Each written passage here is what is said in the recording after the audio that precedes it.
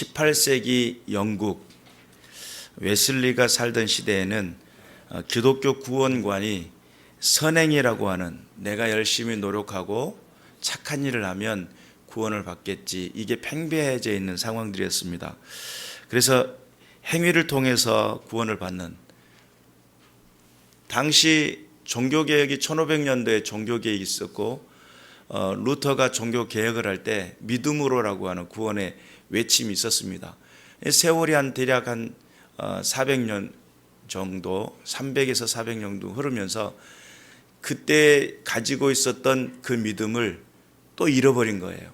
그리고 그 상황 속에 흩어져 있는 많은 사람들의 마음 속에 내가 착한 일을 열심히 하면 구원받는 데 도움이 될 거야 라고 하는 그런 생각들.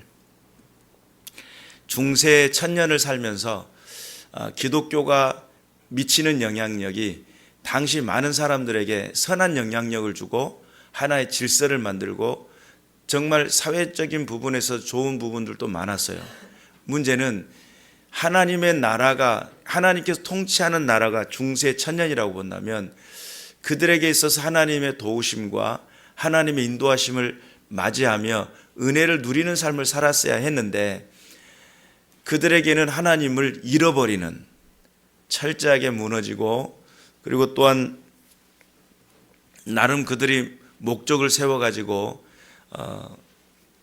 성지 순례라고 하는 이스라엘을 복원시키고자 하는 그런 전쟁, 십자군 전쟁을 일으키기도 하고 거룩한 일들을 행하면서도 불구하고 하나님 앞에 그 중세 천년은 어떤 측면에서는 잃어버린 시대, 이렇게도 표현을 하고 암흑의 시대라고도 표현을 하는 그런 시대를 살았다는 거죠. 그러나 엄밀히 따지고 보면 그것이 하나의 기나긴 터널을 지난 것 같지만 그것이 하나의 걸음이 되어서 하나님에 대한 수없는 많은 연구들, 하나님에 대한 이해도들이 많이 연구되어지고 세워지게 되는 결과도 주어졌습니다. 문제는 그들에게 있어서 기대했던 교회가 바로 서지 못하니까 하나님 앞에 기대했던 하나님의 공동체들이 안에서 사분오열하고 또한 서로의 흠잡기 또는 서로의 무관심, 그리고 바로 세워지지 않은 그런 모든 것들이 교회 안에 팽배해져 가고 있을 때에 그때 당시 웨슬리라고 하는 사람이 태어나게 돼요. 근데 이 웨슬리가 열심히 있게 어렸을 때부터 모태신앙이니까 배운 게 뭐냐면 선행이었습니다.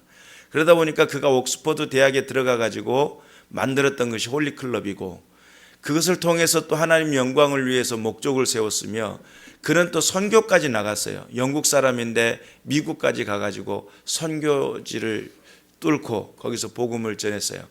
그리고 인디안들은 순수할 줄 알았습니다. 가서 보니까 그들도 죄가 있더라는 거예요. 그리고 그가 경험한 것은 하나님의 이름으로 나가면 막 흥왕하고 부흥할 줄 알았어요. 근데 막히더라는 거예요. 안 되는 것을 경험하고 돌아오는 길에 배를 타고 돌아오는 길에 풍랑을 만나게 됩니다. 엄청난 그 풍랑 속에서 그는 두려움에 떨고 있었어요. 야, 내가 여기서 죽으면 어떻게 되지? 내가 여기서 죽으면 내가 해야 할 일도 있는 것 같고 뭔가 내가 좀 부족한 것 같고 하나님 나라에 들어가기에 너무나 부족할 것 같은데 어떡하지? 두려움에 떨고 있을 때 하나의 공동체를 보게 됩니다. 모라비안 교도들이 모여서 있는데 그 사람들은 풍랑 속에 똑같은 환경이에요. 배 가운데 같이 타고 있었는데 그 풍랑 속에 그들은 고요하게 하나님을 찬양을 하고 있더라는 거예요. 나는 두려움 속에 지금 죽으면 어떡할까라고 하는 두려움 속에 있었는데 그들은 하나님 앞에 두려움도 없이 정말 담대하게 하나님을 찬양하고 있더라는 거예요. 그 마음 속에 어떤 생각이 들었냐면 어떻게 하나님을 섬기는데 저들은 똑같은 하나님을 섬기는데 두려움이 없고 나는 두려움이 있냐는 거죠. 내 안에는 여기에서 정확하게 세워지지 않은 이 믿음의 정체성이 흔들리고 있는데 저 사람들은 흔들리지가 않더라는 거예요. 도대체 뭐지? 저 사람들과 내가 다른 점이 뭐지? 이게 궁금하기 시작했어요. 그리고 이제 돌아가 가지고 있을 때에 스판겐 베르크라고 하는 사람이 이 웨슬리와 더불어 대화하는 장면 속에 그 스판겐 베르크가 질문한 내용이 두 가지입니다. 첫 번째 질문이 당신은 당신 안에 증거를 갖고 있습니까? 라고 하는 질문이었어요. 여기서 증거라는 것은 성령의 내주하심을 통해 내가 하나님의 자녀가 됐음에 대한 증거를 말해요. 두 번째 질문은 하나님의 성령이 당신이 하나님의 자녀임을 당신의 영과 더불어 증거하고 있습니까? 내주하시는 성령의 경험은 이거는 지식적인 하나님이 아니에요. 많이 들어와서 익숙하니까 내가 믿고 있겠지 이런 개념이 아니에요. 그분은 내 인생 속에 찾아오셔서 다른 인격체거든요. 나를 창조하시는 그분이 내 안에 들어왔어요. 여러분, 한 공간 안에 다른 사람이 누군가가 낯선 사람이 있으면 눈치를 채요, 안 채요? 반드시 알죠? 혼자 있다고 생각했는데 누가 뒤에서 엿보고 있잖아요. 왠지 뒤통수가 간지러워서 뒤돌아보게 돼요. 그것은 왜 그러냐면 우리는 그런 부분에 민감하기 때문에 그래요. 내 안에 내 속에 다른 영이 또한 내 속에 다른 인격체가 들어왔다면 반드시 눈치를 채게 돼 있어요. 성령의 내주하심을 통해서 그분은 하나님이시면서 내 안에 내주하시면서 나와 더불어 함께하기를 원하시는 하나님이심을 믿으시기를 주님의 이름으로 축원합니다. 웨슬리는 그 질문 앞에 그렇게 답했어요. 그분은 나의 구세주입니다. 예수님은 나의 구세주입니다. 예수님 나를 구원하셨습니다. 라고 이렇게 고백하면 좋은데 그 고백을 못했어요.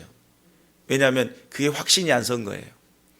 그리고 뭐라고 이야기하냐면 그분은 온 세상을 구원하러 오신 분입니다. 이렇게 이야기를 했어요. 그분이 내 죄와 상관이 있고 그분이 내 삶 속에 들어와 계시며 나를 주장하시는 분이십니다. 라는 고백을 못한 거예요. 그리고 자기 자신에게 부족한 것이 무엇인지를 알았어요. 그리고 그가 로마서 서문, 루터가 기록한 로마서 서문을 읽을 때에 웨슬리의 마음이 불붙는 듯한 경험을 했다고 그래요. 그리고 그 인생이 달라졌습니다. 그리고 그가 나가서 복음을 전할 때 생명의 말씀, 능력의 말씀, 살아계셔서 역사하시는 말씀을 외쳤는데 여기에서 강력한 하나님의 능력을 전하는 사람이 되게 됩니다. 그리고 이제 감리교도를 창시하고 그 성령 운동이 나중에는 미국으로 옮겨가고 그 미국에서 다시 영국으로 옮겨오고 영국에서 다시 시작된 그 성령 운동이 우리 한국에까지 아시아로 계속, 그래서 지금의 웨슬리의 운동이 지금 성결교단의 배경이라고도 볼 수 있습니다. 우리가 지적 수준이 높아지고 삶의 질이 좋아지면 대부분의 사람들은 배가 부르고 배가 따뜻하고 귀찮을 것이 없으면 거기서 방심하게 돼요. 그리고 또한 도덕적인 것과 윤리적인 의식이 높아지면 거기에서 내가 구원에 대한 이야기를 할 때 그 구원이 정확히 이해가 되지 않을 수도 있어요. 우리 한국이 한참 90년도까지는 정말 기독교가 부강했어요. 교회가 흥황하고요. 전도지만 전달해도 교회가 막 되는 시기였어요. 그런데 90년도가 넘어가고 2000년도로 넘어오면서 급격하게 교회를 떠나는 교회 이탈자들이 생겨납니다. 이유가 뭘까요? 먹고 살만해졌어요. 그렇게 배고프고 힘들 때는 기도하면 하나님이 들어주셨어요. 그런데 배고프지가 않아요. 집에 쌀 떨어지면 라면 사다 끓여 먹으면 돼요. 배고프지 않는 시간을 살다 보니까 하나님 도와주세요. 갈망하는 사람들이 점점 줄어들어가요. 삶의 질이 좋아지니까, 평안해지고 먹고 살만해지니까 하나님을 굳이 찾을 필요가 없게 된 거예요. 그런데 우리가 깨달아야 됩니다. 하나님을 떠나면 하나님 사랑하는 마음이 뭐로 바뀌냐면 자기 사랑으로 바뀌어요. 하나님을 섬기며 하나님 뜻대로 살려고 노력하던 사람이 하나님을 점점 떠나면 떠날수록 어떻게 바뀌냐면 내가 소중해요. 내 삶이 소중하고 내 상황이 소중하고 내 시간이 소중하고 내 물질이 소중하고 내게 소용되어지는 것들이 소중하게 여겨져요. 이게 타락의 징조인 것을 그 누구도 잘 몰라요.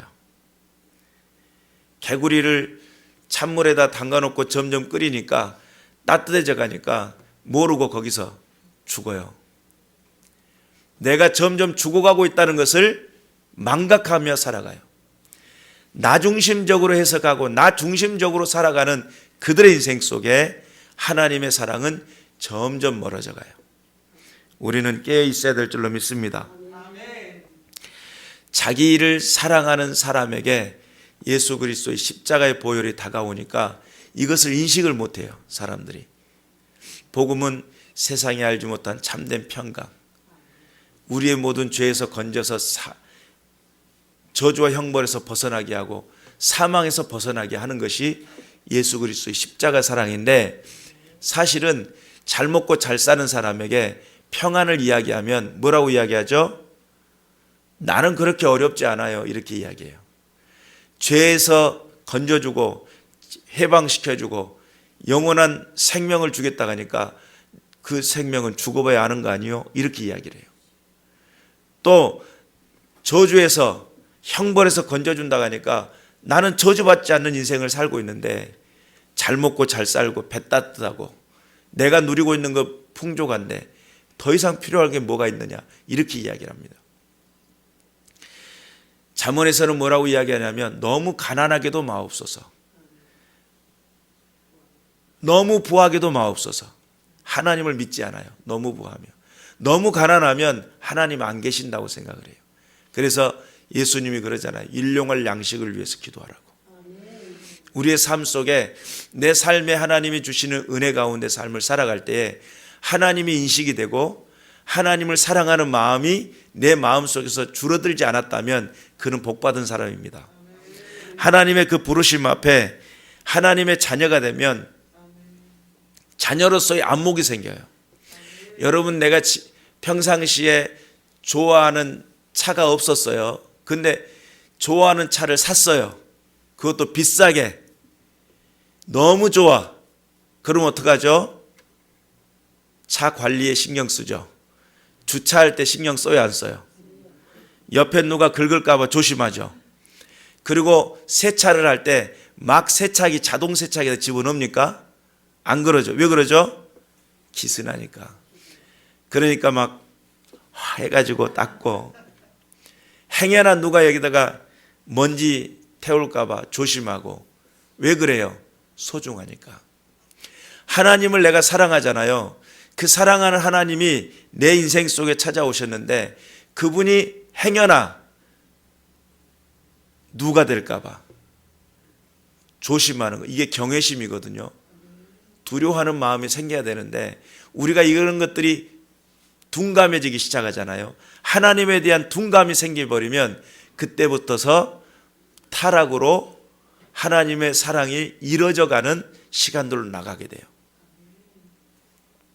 일상생활 속에 그분의 도우심과 그분과 내가 함께하는 은혜를 누리지 못하면 점점 죽어가고 있는데 내가 죽어가고 있는지를 잊어버릴 때가 많아요. 우리는 깨달아야 될 줄로 믿습니다. 내가 차만 생겨도 내 삶의 자세와 태도가 달라져요. 새 차만 생겨도. 그런데 내가 하나님의 자녀가 되어 그분이 내 삶 속에 임재하면 자녀로서의 우선순위가 생기고요. 자녀로서의 안목이 생겨요. 전에는 보이지 않았어요. 그런데 하나님의 자녀로서 내 안에 그분이 임재하고 나니까 내가 어떤 것을 선택하며 살아갈지, 내가 어떻게 살아가야 될지를 알게 돼요. 이게 믿음의 정체성이에요. 전에는 하지 않았던 일들이에요. 그런데 하나님의 자녀가 되고 나니까 삶의 기준이 달라지고 삶의 방법이 달라져요. 그리고 그것을 지키려고 하는 노력이 생겨나게 돼요. 그런 노력이 저와 여러분 가운데 일어나시기를 주님의 이름으로 축원합니다. 천국 복음을 전파하고 여러 가지 비유의 말씀을 전했던 예수님께서 제자들에게 오늘 우리가 읽었던 마가복음 4장 1절부터서는 계속적인 하나님의 말씀을 전했잖아요. 여러분, 말씀 사역이 정말 노동이에요. 힘든 사역이었던 것 같아요. 예수님이 오늘 저와 여러분이 함께 읽었던 내용을 보면 예수님이 그 풍랑 가운데 베개를 베고 주무시고 계셔요. 그 풍랑이 엎치락 뒤치락 하면서 배에 물이 들어왔어요. 그런데도 예수님은 얼마나 고뇌했는지 그 풍랑 가운데서 자면서 깨지를 않았다는 거예요. 겁나게 피곤하신 거예요. 보통 피곤한 게 아니에요. 그 피곤한 상황 속에 마태복음 4장 2절에는 40일을 밤낮 금식하신 후에 줄이신지라, 마귀에게 시험을 받으려고 광야를 갔다가 거기서 줄이셔요. 예수님은 배고픔을 아셨어요. 그리고 또 요한복음 4장 6절에 보니까 거기 또 야곱의 우물이 있더라. 거기 예수께서 길 가시다가 피곤하여 우물 곁에 그대로 앉으시니 때가 6시쯤 되었더라. 사마리아 성을 지나갔어요. 대부분 유대인들은 갈릴리를 지나갈 때 사마리아 성을 잘 안 지나가요. 왜냐하면 그 사마리아 성은 북이스라엘의 수도였었거든요. 거기에는 아수르가 거기를 점령하면서 완벽하게 혼혈 정책을 씁니다. 그래가지고 이방인과 더불어 같이 살아가지고 여기는 이스라엘인이라고도 할 수 없을 정도로 혼혈 정책을 쓰다 보니까 이방인 취급을 했어요. 그리고 유다 입장에서는 원수 같은 사람처럼 대면을 했어요. 그러니까 사마리아 사람들하고는 이 대화를 나누지를 않았어요. 이방인 취급을 하고. 그리고 이제 바벨론 포로에서 돌아와 가지고 그들이 성전을 건축할 때 사마리아 사람들이 계속적으로 방해를 했어요. 그러니까 원수 같은 사람이에요. 사실은 형제인데. 근데 예수님이 그곳에 지나가다가 사마리아 성을 지나가다가 너무 피곤하니까 거기에서 잠시 우물 곁에 앉았어요. 야곱의 우물 곁에 앉았는데 사마리아의 여인을 만나는 장면입니다. 예수님이 피곤했다는 거예요. 걸어가면서 피곤했어요. 그러니까 예수님은 피곤을 느끼셨어요. 배고픔을 느끼고 피곤을 느끼셨어요. 그리고 오늘 우리가 함께 읽었던 주무시는 장면 속에 얼마나 극심한 피로를 경험했는지 그 풍랑에서도 깨지를 않으셨다는 거죠. 요한복음 11장 33절에 보니까 예수께서 그가 우는 것과 또 함께 온 유대인들이 우는 것을 보시고 심령에 비통히 여기시고 불쌍히 여겼다. 예수님의 마음속에 비통히 여기시는 그 안에서의 눈물이 생겨나는, 그들을 향한 불쌍히 여기는 마음이 생겼다라고 했어요. 그래서 이 상황은 마르다와 마리아의 오빠 나사로가 죽은 사건입니다. 그런데 예수님을 그렇게 가까이 하고 그렇게 예수님과 함께 했던 마르다와 마리아가 믿지를 않으니까 그것이 너무 비통이 여겨진 거예요. 그리고 그 유대인들 함께 우리 오빠 죽었네 하면서 울고 있으니까 평상시에 마리아는 예수님 곁에 늘 함께 있었거든요. 말씀을 전할 때마다 함께 들었고 향유 오갑을 깨뜨려 가지고 예수를 발을 씻겨주고 머리카락으로 발을 씻길 정도로 그렇게 헌신이 있었던 사람이에요. 여기서 향유 오갑은 1년치 연봉인데 여러분 연봉 얼마씩 벌어요? 그 연봉을 한꺼번에 다 드린 거예요. 그런 정도로 헌신적이고 예수를 믿었던 사람들인데 그 믿음의 사람들이 우는 것을 보고 비통히 여겼어요. 그리고 불쌍히 여겼습니다. 그리고 거기에서 기적을 일으키시는 장면인데 그 예수님의 심정에 가지고 있는 그 중심 속에 생겨나는 것들이 참 사람으로 오신 예수님이세요. 요한복음 2장 15절에서부터 17절에는 노끈으로 채찍을 만들고 양이나 소를 다 성전에 내쫓으시고 돈 바꾸는 사람들을 향해서 돈을 쏟으시며 상을 엎으시고 비둘기 파는 사람들에게 이르시되 이것을 여기서 가져가라. 내 아버지의 집으로 장사하는 집을 만들지 말라. 내 아버지 집은 만민이 기도하는 집이다. 성전은 기도하는 곳이에요. 성전에 나와서 기도하는 사람들이 모여가지고 기도할 수 있는 믿음의 사람들이 되어야 될 줄로 믿습니다. 하나님 앞에 예수님은 철저하게 사람으로 고통받으시고 마귀에게도 시험도 받으시고 피곤도 하시고 주무시기도 하시고 비통한 마음도 생기시고 또한 화도 나시는 인간으로 오신 예수님이신데 그럼에도 불구하고 그분은 하나님이십니다. 우리가 함께 읽었던 이 본문에는 어떤 내용이 기록되어 있냐면 배를 타고 건너가려고 하는데 풍랑이 갑작스러운 광풍이 불었어요. 여기서 광풍은 미친 바람이에요. 미치도록 불어왔어요. 여기에는 어부 출신들이 있었습니다. 배를 통제할 수 있는 기술자들이 있었단 말이에요. 그런데 통제가 안 돼요. 왜요? 너무 바람이 거세요. 이건 어떻게 막을 길이 없어요. 예수님을 깨웁니다. 예수님, 일어나세요. 우리가 죽게 된 것을 돌보지 않겠습니까? 이렇게 이야기합니다. 그때 예수님이 일어나셔가지고 바람을 꾸짖으셔요. 바다와 바람을 향해 꾸짖으셔요. 뭐라고 하냐면 잠잠하라, 고요하라. 한번 해볼까요? 시작. 잠잠하라, 고요하라. 네, 여러분, 예수님께서 자다 일어나가지고 눈이 충혈돼가지고 눈 비비고 일어나가지고 지금 이 상황을 보니까 제자들은 다 쫄아가지고 두려워하고 떨고 있어요. 그리고 바람은 눈앞에서 아주 알짱거리면서 파도도 알짱거리면서 지금 심기를 건드셨어요.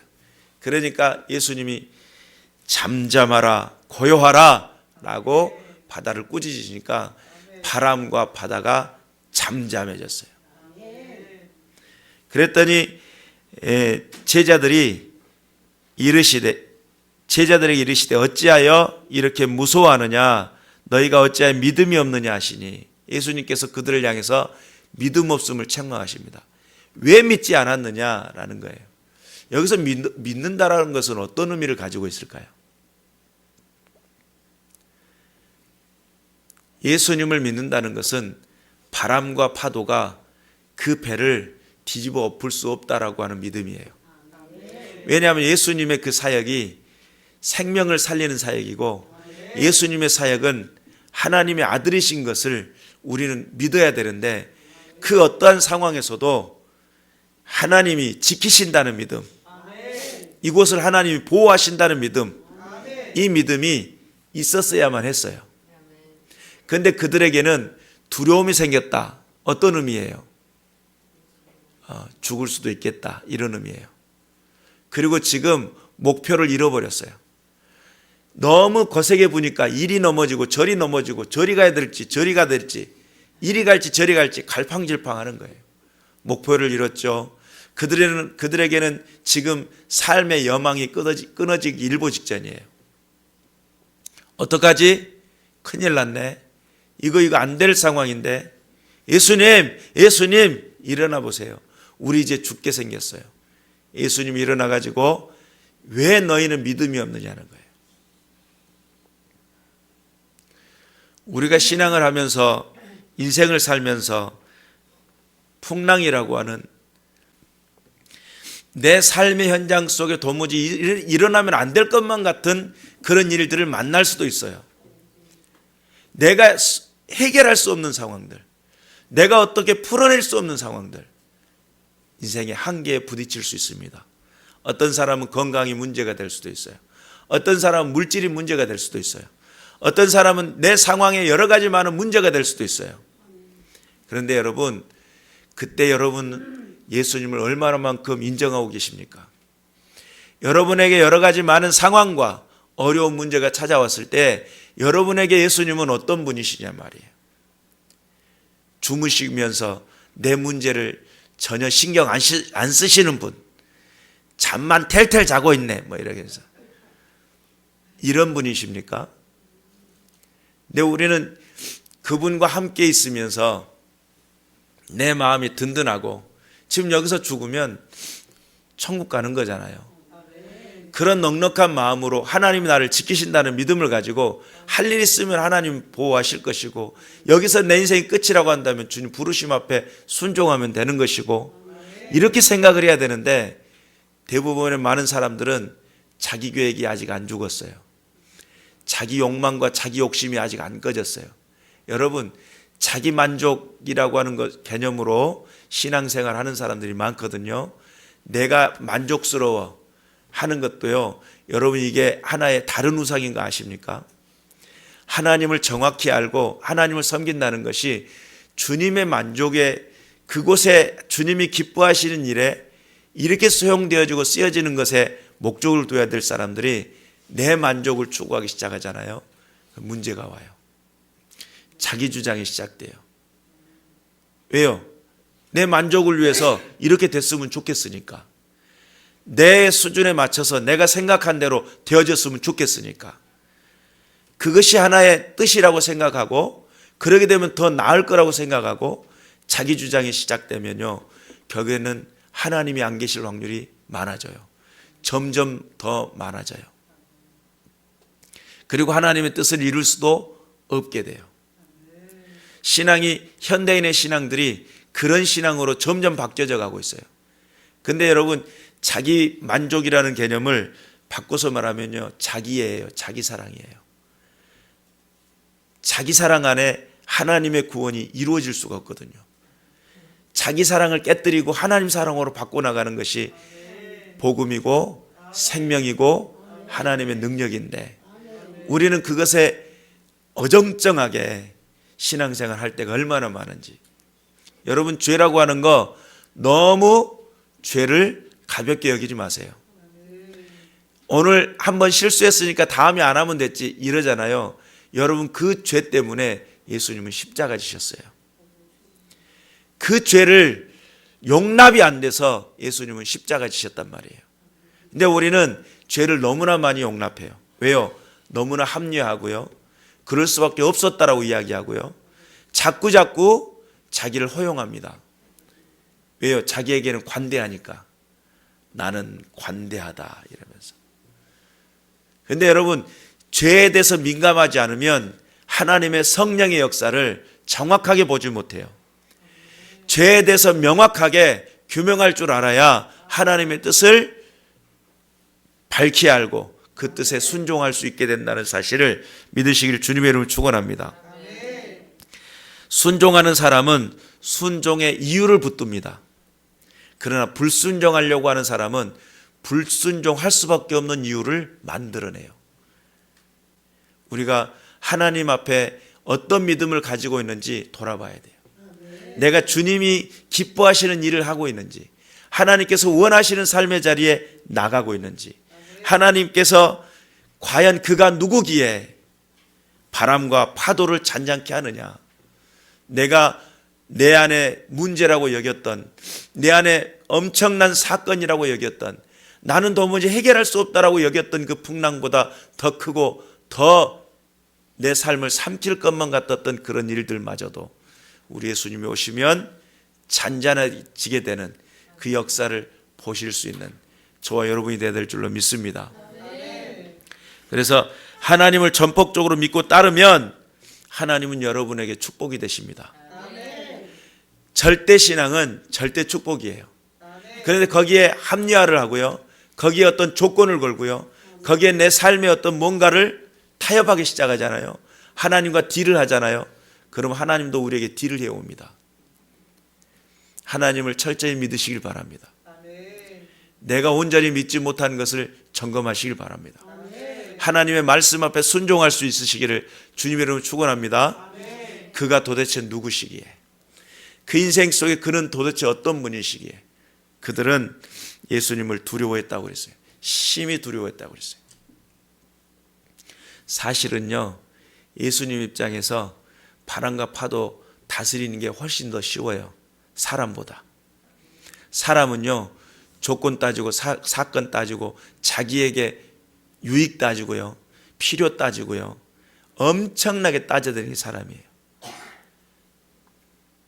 안 맞으면 맞히려고요, 자리 탓합니다. 상황 탓합니다. 자기 자신의 모든 조건 따져가지고 가장 편안하게 자세 잡으려고 그렇게 합니다. 하나님은 바람과 파도는 하나님이 창조한 섭리 중에 명령만 하면 들어요. 듣습니다. 자연 모든 이치는 예수 그리스도의 말씀에 순응하고 따릅니다. 근데 사람은요, 조건 따져요. 예수님의 제자들도요, 예수님 따라가면서 한편은 오른편, 하나는 왼편에 이것저것 따지고요, 저것저것 따지고요, 따집니다. 여러분의 신앙은 어떻습니까? 하나님을 따를 때에 진정한 믿음을 가지고 주께서 원하시는 일에 헌신되어지는 게 내가 소모되는 것처럼 여기지 않고 하나님의 나라와 그 뜻을 위해 얼마만큼 순종하고 계시냐 이 말이에요. 깨어 있어야 될 줄로 믿습니다. 여러분, 예수의 생명은 영원한 생명이에요. 그 영원한 생명이 내 안에 들어와 계시고 힘이 되어져서 이제는 사람을 살리는 영혼을 바라보며 예수님의 마음과 같이 예수님이 기뻐하시는 일들을 위해 쓰여질 수 있도록 깨어서 기도하는 저와 여러분이 되어야 될 줄로 믿습니다. 살아서 움직이는 믿음의 사람들이 됩시다.